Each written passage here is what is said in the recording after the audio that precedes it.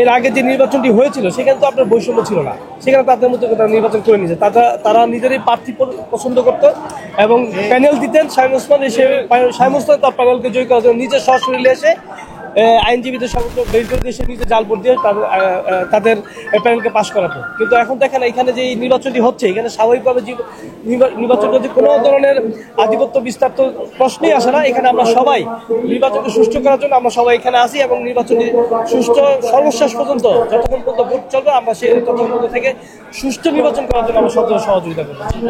বর্তমান যে প্রেক্ষাপট আপনারা দেখবেন যে এখানে যারা ভোটার তারা স্বাভাবিকভাবে ভোট দিতে আসতেছে, তাদের ভিতরে কোনো ধরনের ভয় নেই, ভয়ভীতি নেই।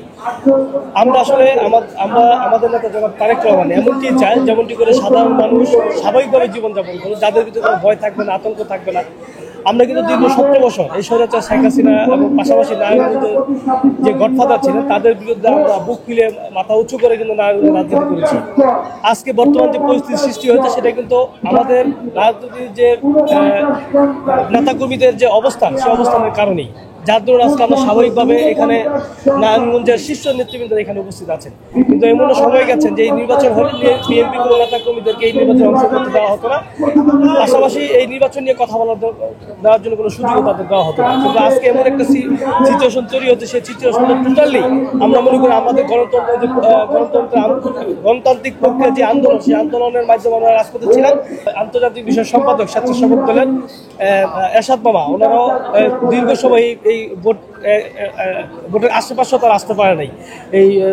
তখন স্বৈরাচার শেখ হাসিনা এবং তার দোসররা যারা ছিলেন, শামীম ওসমান সহ গডফাদার, তার সন্তান রয়ন ওসমান, তারা এই নারায়ণগঞ্জটাকে এমনভাবে জিম্মি করে গেছেন। পাশাপাশি এই কোর্ট প্রাঙ্গনটাকে তারা সন্ত্রাসী আকার তৈরি করেছে এবং কিশোর গ্যাং তৈরি করে তারা মাদকের ছন্ন ছাড়া দিয়ে মাদক পাচার করতে এই প্রাঙ্গনে।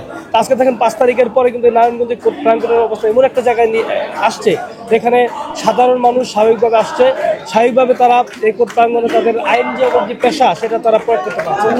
আমরা বিশ্বাস করি বর্তমান যে পরিবেশ সেটা আমরা বজায় রাখার জন্য আমাদের নেতা জনাব তারেক রহমান সাধারণভাবে মানুষের সাথে মিশতে বলেছেন, সাধারণভাবে মানুষের সাথে মিশে গিয়ে স্বাভাবিক জীবনযাপন করার জন্য যেভাবে সাহস দেওয়া প্রয়োজন সেটা আমরা করে যাবো ইনশাআল্লাহ। এবং আমাদের নেতা জনাব তারেক রহমানের একটি বাস্তবায়ন আমরা আশা করি আজকে যে নির্বাচনটি হচ্ছে সেই নির্বাচনে যারাই জয়ী হবে আমরা আশাবাদী আমাদের নীল প্যানেল, আমাদের যে নীল প্যানেল আছে সেই প্যানেল ফুল নীল প্যানেলে আমাদের জয়ী হবে তারা।